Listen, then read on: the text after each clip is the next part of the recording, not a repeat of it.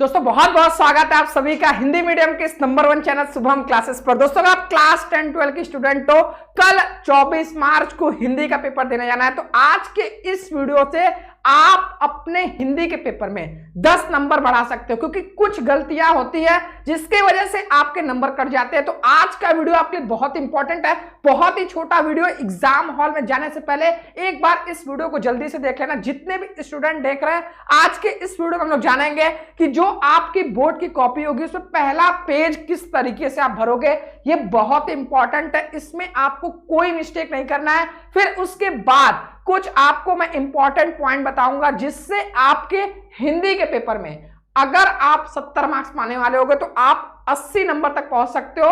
बस आप वीडियो को लास्ट तक देखना। जितने भी स्टूडेंट इस वीडियो को देख रहे हैं, सबसे पहले जो सबसे इंपॉर्टेंट चीज है, आपको पहले में आपको भरना है परीक्षार्थी का अनुक्रमांक अंकों में। ठीक है, तो जो आपके एडमिट कार्ड में लिखा होगा, सपोज करो जैसे 0 1 2 3 6 7 8, या मैं एक एग्जाम्पल लिया हूं। ठीक है, तो इसको आपको अनुक्रमांक को जो आपके रोल नंबर में दिया है एडमिट कार्ड में, उसको आपको अंकों में भर देना है। फिर यहां पर सेकंड रहेगा परीक्षार्थी का अनुक्रमांक शब्दों में। ठीक है, इस बार जितने भी आपके रोल नंबर आए हैं वह करोड़ में अरब में है। तो आप दो चीज कर सकते हो, या तो इस तरीके से भी लिख सकते हो 0 1 2 3 6 7 8, या उस तरीके से भी लिख सकते हो। ठीक है, लेकिन आप एक बार आपके जो कक्ष निरीक्षक होंगे उनसे पूछ लेना कि सर इसमें हम लोग किस तरीके से भरे। ठीक है, फिर आपको यहां पर तीसरा कॉलम रहेगा जिसमें आपको विषय भरना रहेगा। ठीक है, तो आप इसमें सिंपली हिंदी भी लिख सकते हो, इंग्लिश में भी, और इस तरीके से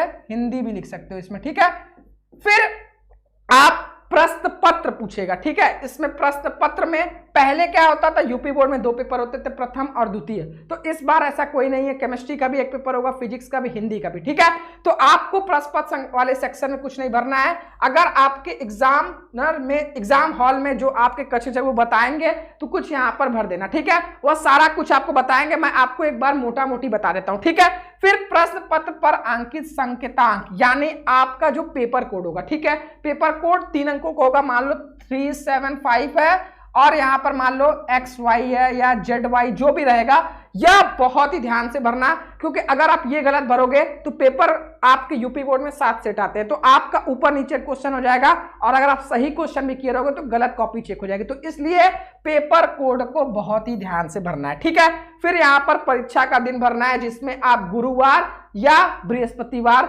लिख देना। ठीक है, फिर यहां पर परीक्षा तिथि भरना है। ठीक है, अब कल क्या है, 24 मार्च 2022। ठीक है, यह आप भर दोगे। और पाली आपसे पूछ रहा है, तो फर्स्ट 10th वाले बच्चे प्रथम पाली, और जो 12th वाले बच्चे द्वितीय पाली लिख देंगे। ठीक है, केंद्र का नाम, ये लास्ट 6वां रोज जो रहेगा, आपको केंद्र का नाम कहां मिलेगा, आपके पेपर में नहीं, आपके एडमिट कार्ड में नीचे देखोगे केंद्र का नाम, बस वही आपको कॉपी पेस्ट कर देना, देख के लिख देना। ठीक है, बाकी इस कॉपी को आपके कक्ष निरीक्षक साइन करेंगे, फिर जाकर आप इसको सबमिट करोगे। ठीक है, तो ये सारी चीजें हैं जो फर्स्ट पेज में आपको बहुत ही ध्यान से भरनी है, इसमें कोई मिस्टेक नहीं करनी, क्योंकि first impression is the last impression. अगर इसी में गलती करके आ जाओगे तो एग्जामिनर समझ जाएगा जब पहले पेज में इतनी गलती है या कटपिट हुआ है तो आगे कितना कटपिट हुआ होगा। ठीक है, तो इसलिए इस पेज को बहुत जल्दबाजी करके नहीं भरना है, और किसी बॉर्डर पर नहीं होगा, ना ही डरना है। ठीक है, आपको बहुत ही ध्यान से रिलैक्स होकर भरना है। ठीक है,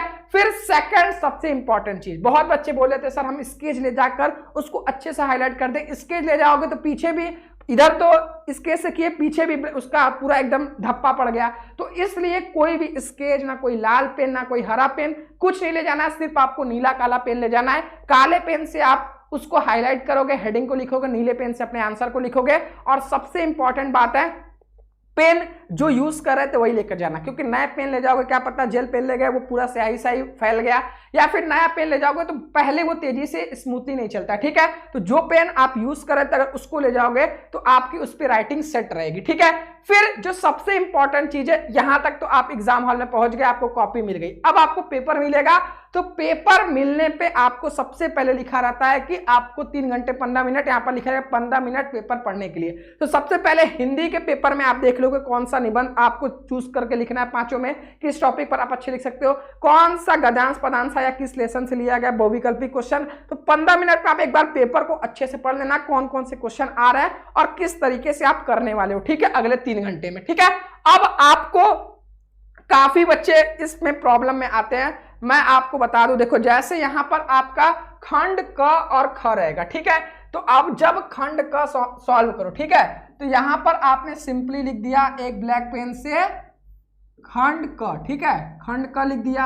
अब इसको इस तरीके से आप ब्लैक पेन से लिख दिए। अब इसमें प्रश्न संख्या 1 करने जा रहे हो, ठीक है, तो खंड क के नीचे आप लिख दिए प्रश्न संख्या 1, ठीक है, ये इस तरीके से हो गया। अब इसमें 5 है, ठीक है, क ख ग घ अंग, ठीक है, तो सिंपली प्रश्न संख्या 1 में क ख इस तरीके से आप वाइस वर्सा करते जाओ, क ख ग अंग, ठीक है। अब जैसे शिक्षा का उद्देश्य निबंध के लेखक संपूर्णानंद जी है, तो आप यहां पर सिंपली क पर संपूर्णानंद लिख दोगे, चारों ऑप्शन लिखने की जरूरत नहीं है, ना ही आपको ये क्वेश्चन लिखने की जरूरत है, ठीक है, सिर्फ क का आप लिख दोगे, सेकंड ऑप्शन सही है तो क का सेकंड संपूर्ण, ठीक है, ना ही क्वेश्चन लिखने की जरूरत है ना ही चारों ऑप्शन की, ठीक है। अब देखो एक सबसे इंपॉर्टेंट चीज है, जैसे गद्यांश और पदांश जितने भी दिए हैं, आप 10th की बात करें 12th में जितने भी और वाले क्वेश्चन है इसमें क ख नहीं दिया, ठीक है, तो जब आप इस क्वेश्चन को करने जाना तो इसमें क ख तो दिया नहीं, एग्जामिनर कैसे समझेगा आप ये वाला क्यों या ये वाला क्यों, ठीक है। तो आप इसमें एक चीज कर सकते हो, जैसे प्रश्न संख्या 4 करने जा रहे हो, ठीक है, यहां पर हेडिंग लगा है प्रश्न संख्या 4, ठीक है, और जो भी नया क्वेश्चन करना उसको एक नई पेज से करना, ये नहीं कि आप उसी के नीचे सटा सटा कर लिखना, ठीक है। आपकी कॉपी बहुत मतलब इतना पेज सफिशिएंट है कि जितने क्वेश्चन है वो आराम से हो जाएंगे अगर आप हर नए क्वेश्चन को नए पेज से करते हो, ठीक है। अब जैसे यहां पर आप लिख रहे हो तो यहां पर मान लो दुर्बलता वाला कर रहे हो तो प्रश्न संख्या 4, यहां पर आप दुर्बलता डैश डैश डैश डैश यहां पर करने पाओ, ठीक है, लास्ट में इसको आप लिख दोगे। अब एग्जामिनर समझ जाएगा कि आप ये वाला पदांश या ये वाला गद्यांश किए थे, ठीक है, इस तरीके से आपको करना है। अब यहां पर जैसे ग्रामर वाले सेक्शन में भी आपको ये मिस्टेक नहीं करना है। अब जैसे इसमें देखो प्रश्न संख्या 9 है, ठीक है, तो प्रश्न संख्या 9 डाला।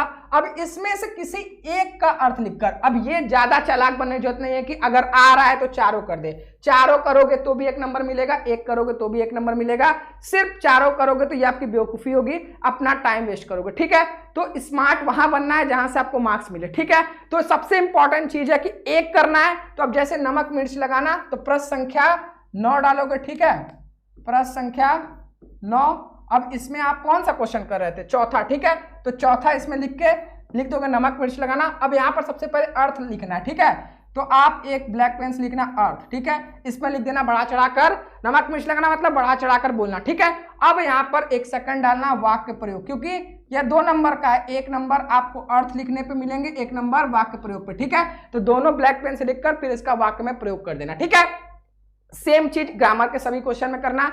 अब आपके एग्जाम हॉल में अगर आपको कोई क्वेश्चन ना आए तो ये 4 चीज तो आपको नहीं करना है, ना कोई गाना लिख कर आना है, ये नहीं कि कसम दे दे कि सर मेरी शादी हो जाएगी या मुझे पास कर दिया जाए, या कुछ इमोशनल बातें कि मेरे पेरेंट्स में ये मर गए थे, या कुछ टाइप कोई भी इमोशनल बातें नहीं लिखनी है, ना ही आपको पैसा रखना है, ठीक है।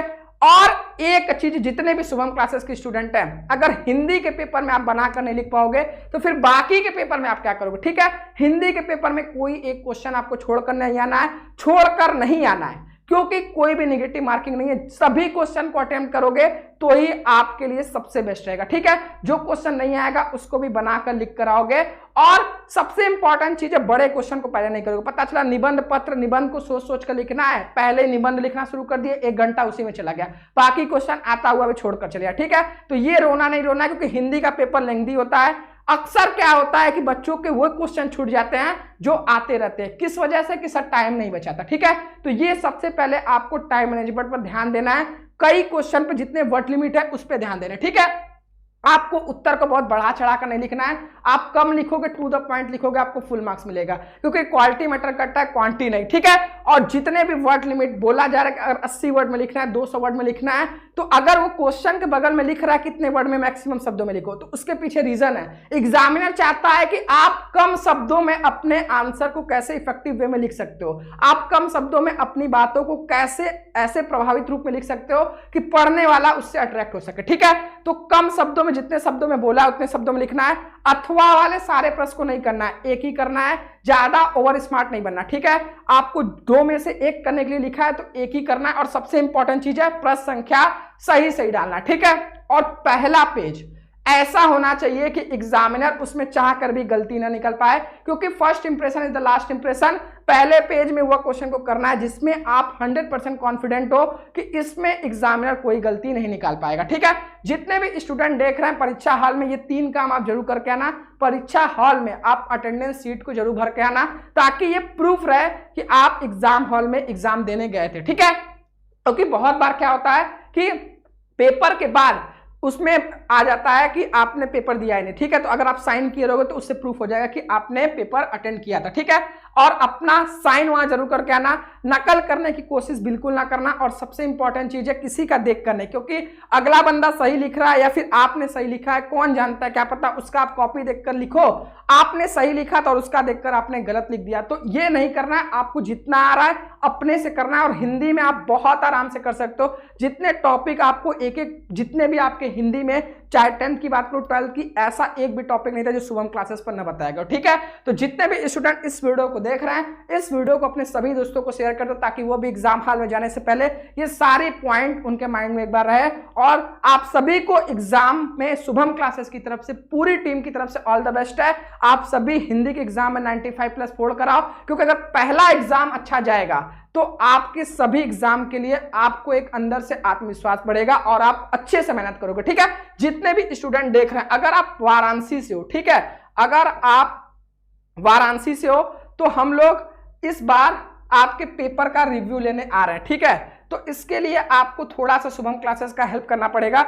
जितने भी स्टूडेंट वाराणसी से हैं वह इस व्हाट्सएप नंबर 7084817009 पर आप बताना कि बनारस के आप किस स्कूल से हो और किस क्लास से और आपका नाम क्या है, ठीक है। हम लोग आपके स्कूल में आएंगे और आप ये जरूर बताना कि आप किस क्लास से हो, क्योंकि इससे पता चलेगा आपका पेपर सुबह था कि शाम का, ठीक है। हम लोग आएंगे, पेपर रिव्यू लेंगे और अगर आप रहोगे तो और अच्छा रहेगा, ठीक है। तो जितने भी स्टूडेंट है सभी लोग बनारस के, आप लोग मैसेज कर देना कि आप किस स्कूल से हो, ठीक है। सभी को पूरी टीम की तरफ से ऑल द बेस्ट है। जाओ, फोड़ कराओ और कंसंट्रेट होकर बिल्कुल हड़बड़ाने की कोशिश ना करना, एकदम अच्छे से और बहुत ही रिलैक्स माइंड से करना, ठीक है। और पेपर देकर आना तो थोड़ा रिलैक्स करना। उसके बाद इंग्लिश के आपके हर विषय की तैयारी कराई जाएगी।